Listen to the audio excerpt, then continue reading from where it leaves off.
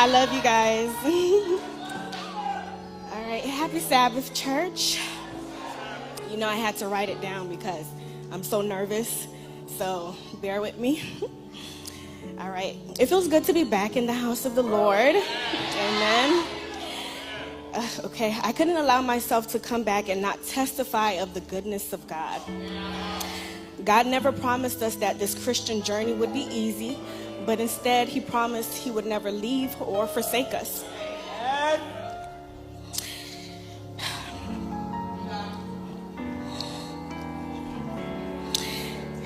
These last 6 months of my life have been very tough.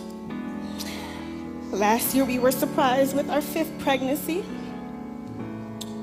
I said I wouldn't cry.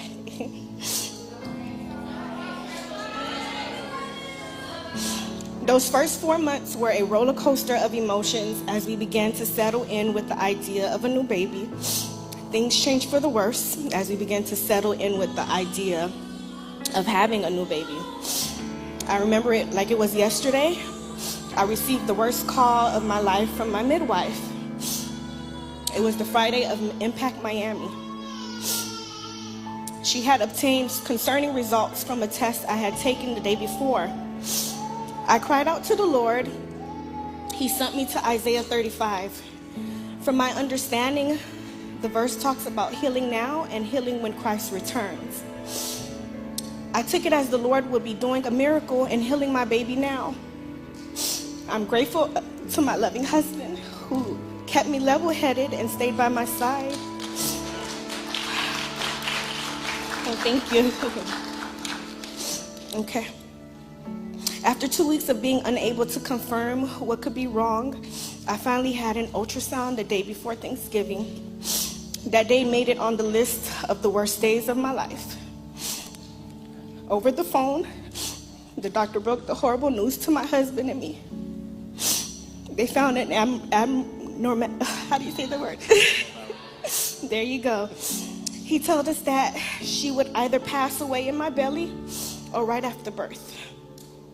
He told us that this was a sporadic occurrence and his recommendation was for immediate termination. You can only imagine the emotions that we were experiencing in that room. We declined the option to terminate the pregnancy. I was 18 weeks pregnant when we received this horrific news. Let me take this time to thank you, my dear pastor, Pastor Ruben, for being such an exceptional spiritual leader from that time onward. I refused to play God. I returned to church believing and trusting God would turn it around. We didn't tell many people because, one, we wanted to shield our children since we had a long way to go. And we didn't want you all to carry such a heavy burden for so long. So as you can imagine, that was quite a job.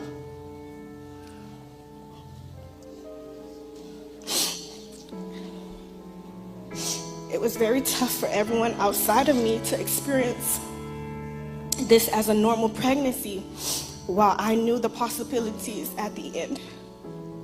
I want to thank the Lord for a praying mother, praying sisters, my prayer warriors. You all know who you are. Church, if you aren't active in our daily prayer line, you are truly missing out. Thank you to my noonday prayer line family. These prayers are what kept and are keeping me sane through this journey. Fast forwarding, after many disappointing prenatal appointments, the day arrived for us to deliver. If I were to list all the times God made himself known to me during this trial, I would take up the entire service. The first nurse who attended to us at the hospital was Shiloh. The name Shiloh means Jesus is our promise of peace. That reminded me in that moment of that peace that surpasses all understanding. Later, I pushed out my baby girl, and unfortunately, our fears were confirmed. At that same time, I also understood God's answer to me back in November from the book of Isaiah. He will heal my baby girl when he returns.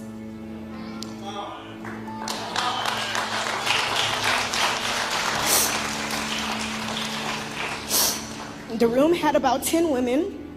As I wept, my lips moved and proclaimed, "It is well with my soul," all as my baby was dying in my arms.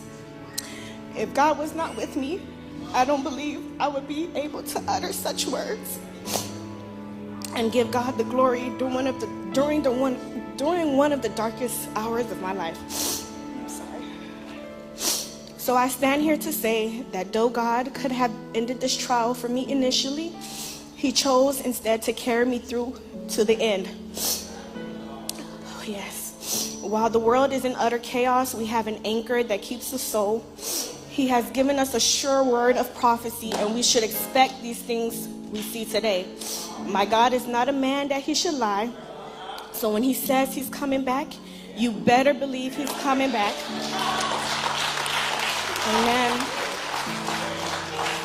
We will see baby Celeste on that glorious day, but this time sorrow and sighing shall flee away, as in Isaiah 35.